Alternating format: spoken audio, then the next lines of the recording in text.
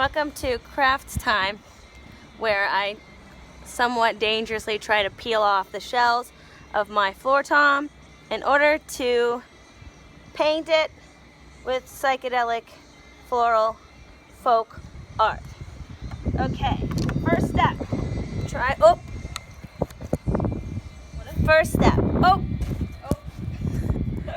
First step, try to peel off the shell with a screwdriver and this old nail polish remover and try not to kill myself, hurt myself, injure myself, because hospitals need to be reserved for people that have COVID and not people who took off a limb while trying to crack off the perfectly beautiful finish of their Yamaha drum so they could paint it. Ow! Shit. Okay. Oh. I would say do not try this at home, but my friend Scott Pittman said try this at home because he's crazy. He explained that drums are designed to be hit and so they're not precious and that you should just fuck them up. So I'm fucking it up. But, like, I'm really fucking it up. Can you see this? Can you see this? It's not good. But eventually this is going to be off and then I'll paint it and it'll be awesome.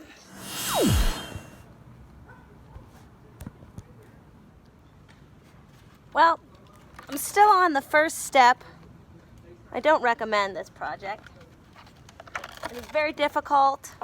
It's very stupid. It feels very dangerous. There's foil and wood everywhere. But my friend tells me that I can do it. So I'm doing it. I'm already halfway there. So this is all we got. Okay, let's try that again. Step one, still on step one. Step one's gonna take a long time because I don't believe that I have the right tools for taking the shell off of the drum. So I'm just peeling it away dangerously.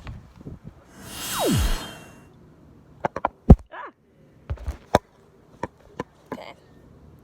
At this point in the festivities, it's gonna be a win if I get done taking this stuff off without an injury. This is crazy.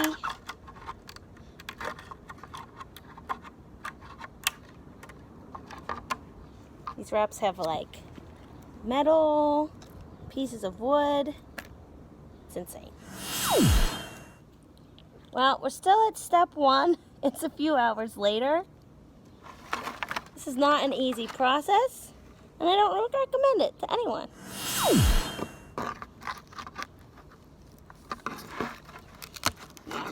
If this is not the most beautiful drum that anybody's ever seen in their whole life, then it will not have been worth it, because this fucking sucks.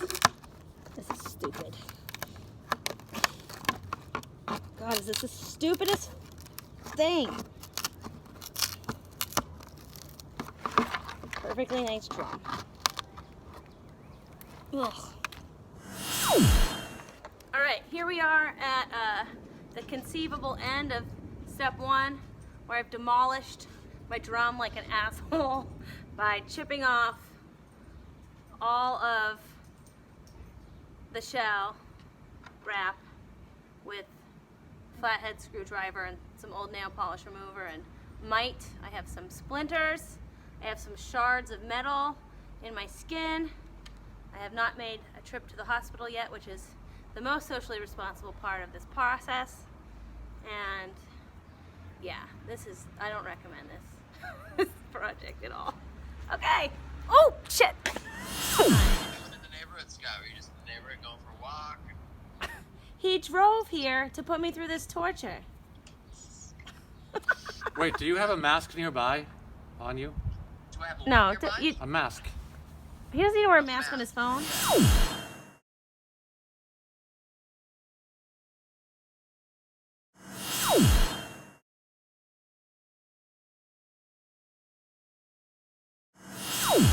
Apparently Normally step 2 is having your friend come over and give you a scraper, which is awesome. But then while you're doing your sandpapering of your tom drum, he comes and he takes all the hardware off of your rack tom, which means now you have to do the whole kit rather than just the floor tom that was causing you so much pain and suffering.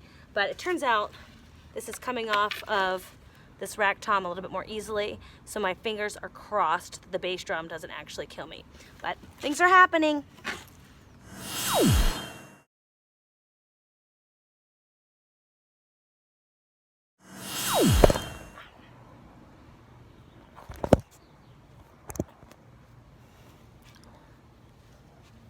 Okay, day 2, still essentially step 1, although the latter half of removing the original wraps went by a little bit more quickly yesterday, as my pal came by with one of these dudes and some Goo Gone that makes the wraps come off a little bit more easily. The bass drum is giving me almost as much hell as the floor tom did yesterday, but the rack tom came off fairly easily, and I was able to sand most of these 2 pieces. So ideally today, I will be able to remove this wrap and do some more sanding and then actually prime these 2. I have a primer and paint in one. The good folks over at Ace Hardware, the tag store in Porter Square, assisted me this morning. They're all badass essential workers over there, so that's cool. And the base of these drums are going to be a color called California Poppy, which is very apropos both to my own personal aesthetic and the style of artwork I've been doing during this fucked up quarantine. And then there'll be flowers all over these suckers, and somehow these things will get painted and all the hardware will get put back on and they'll be playable. So here we go, day 2, time to finish taking off the wrap from the bass drum.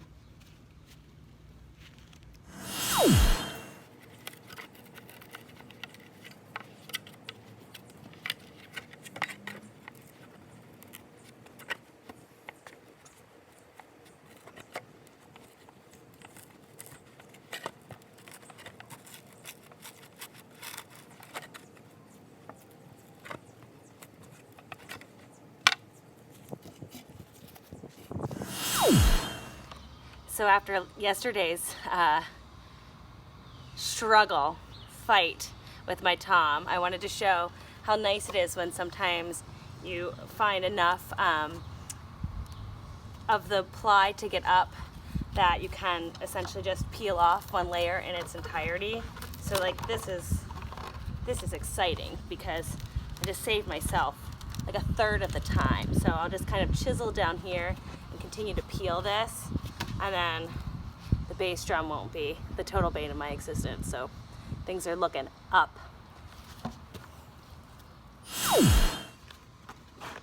Check this out. Yes! All in one piece. Drum painting miracle. Ugh. Hell yeah. Coming off. It's gonna be easy. Ah!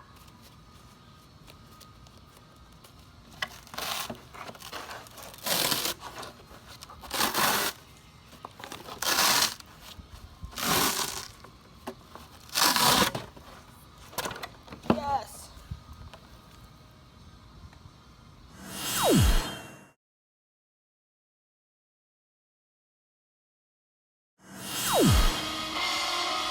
All right, I'm going to officially call this step 2, which is once all of the shell wraps have been removed and the Goo Gone is no longer sticky, I'm going to take this particularly coarse sandpaper sponge and sand these so that there aren't a bunch of errant shards of the metal foil from the wraps or the wood.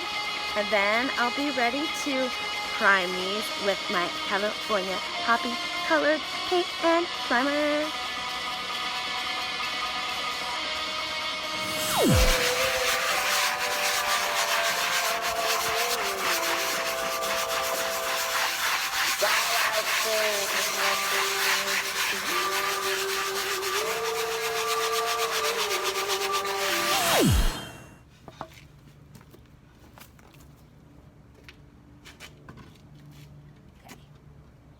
gonna call this step 3. Putting some painter's tape on the perimeter of each drum so that I don't fuck with the rim being able to sit appropriately tautly on the tops and bottoms of these suckers. But then I get to paint them their base color, and that will be fun. Okay. Step 4 is get your paint out of your house. Get some sunscreen out of your house to put on your tattoos because you would like them not to get ruined in the bad weather. Even though your sunscreen is expired and gloppy, it will still help protect you. This is not the good step. That's not working. Step 4, get some paint, get some water, get a beer, and get some sunblock from your home so that you can protect your skin from getting faded tattoos on it, or worse.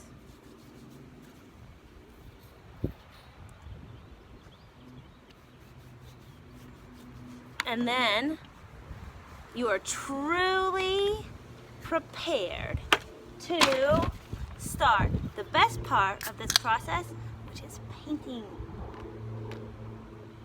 Cheers!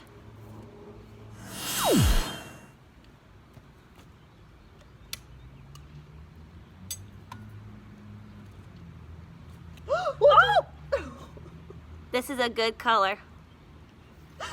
Oh man. Alright, I'm in the midst of step 4, which is applying the base coat of primer paint and then sanding some ridges away and then painting it again for another coat. That's step 5. That's step 5. Yeah, step 4 was put the sunblock on, drink a beer. Step 5 is paint the drums, get a little stoned. Okay. Good color. What's up? Hello? You don't even understand.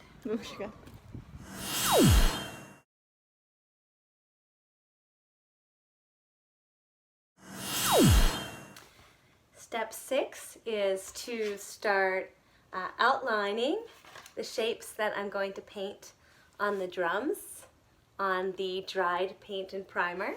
Some of the tips that I've been thinking of is taking the hardware that I had removed from all of the shells and just lightly traced an outline of that hardware in those spots so that the pattern will make sense when the hardware is in there.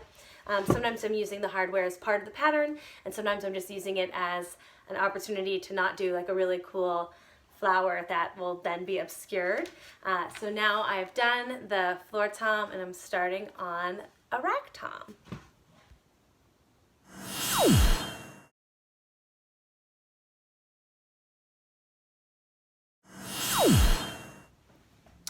Step 7 is the fun step, which is the paint all the beautiful colors all over your fucking drum step. This is going to take forever, and these colors are awesome, and I cannot wait to own drums that look like this all over. Painting step, step 7, days upon days.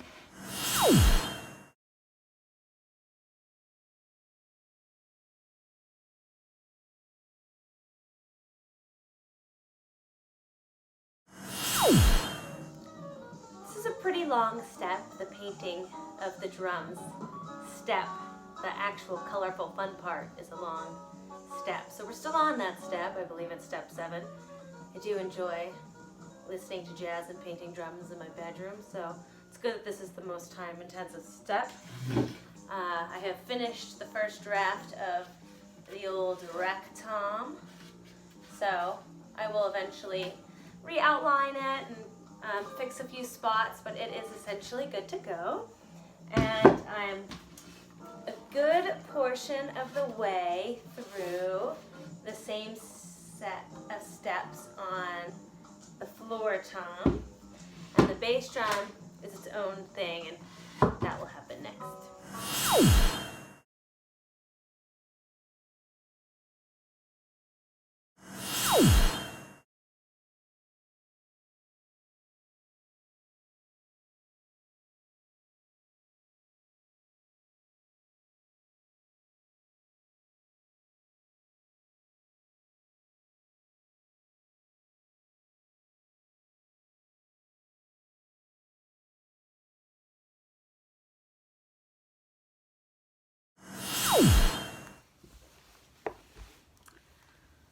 All right, so step 7, which was the actual painting of the drums, took quite a while. And now I'm about to embark on step 8, which is to use polyacrylic sealant to finish the drums. So I will show you what the drums turned out like before I do that. So this is my rack tom. It's looking very racky. And this is my floor tom. It's looking very flory. This is the first communication I've had all day, so that's why my language is a little stunted, but bear with me. And this is my bass drum, looking, I suppose, very bassy if I'm going to be consistent with my explanation, right? So now is the test of the sealant to make sure it doesn't smudge the ink that I used. So I'm keeping my fingers crossed. And here we go.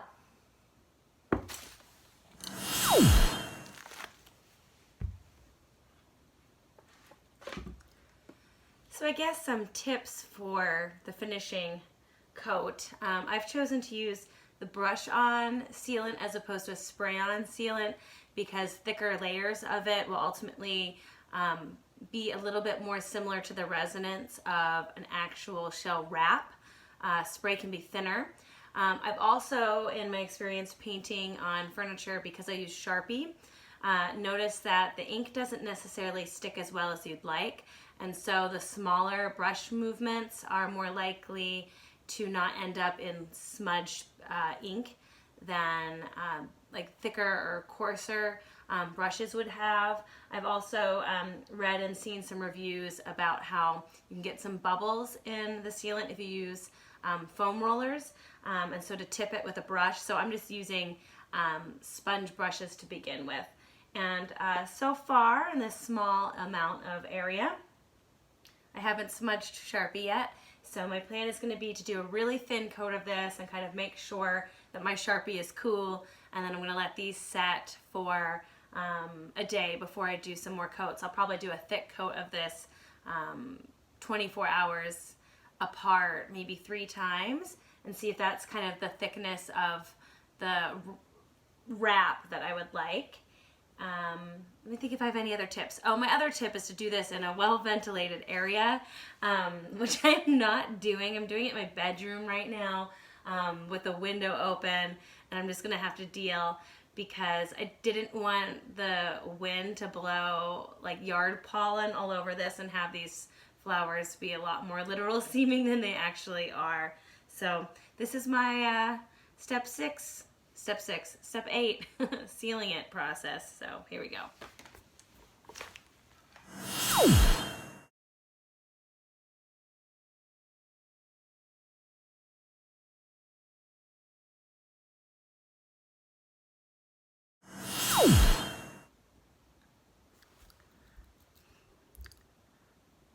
Okay, so we've reached step 9 of this process, which is to take all of this hardware and put every little last washer, screw, lug, piece of metal back on these drums.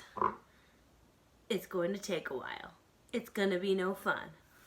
But then, I'll be done.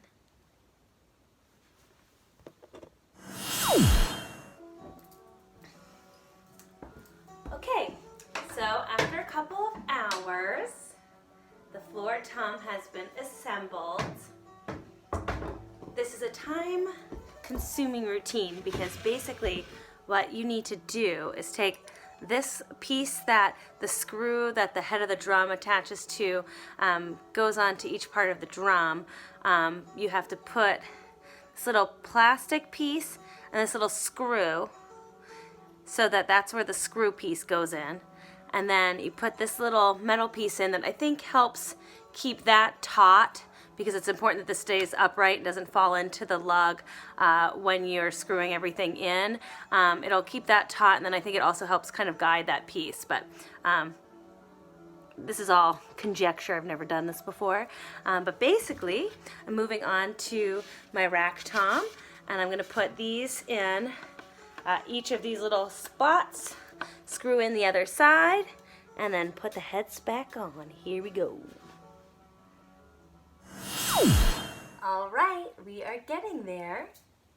All of the lugs and screws and miscellaneous hardware have been put both on the floor tom and the rock tom.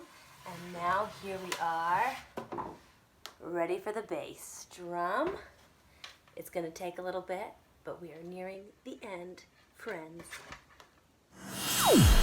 I'm coming to you live from the inside of my bass drum that I'm about to get some metal put back on to. Here we go.